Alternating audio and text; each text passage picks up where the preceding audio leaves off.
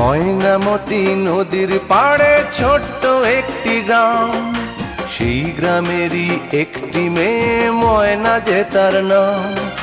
দুরন্ত সেই দুষ্টু মেয়ে থাকতো না যে ঘরে, সারাটি গ্রাম একাই সেজে রাখতো পাগল করে। পাশের গায়ের একটি ছেলে, নাম ছিল তার মতি।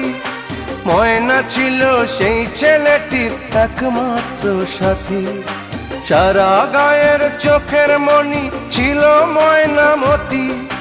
এই গ্রামেতেই ছড়িয়ে আছে ময়নামতির স্মৃতি রে, ময়নামতির স্মৃতি, ময়নামতির স্মৃতি রে, ময়নামতির স্মৃতি।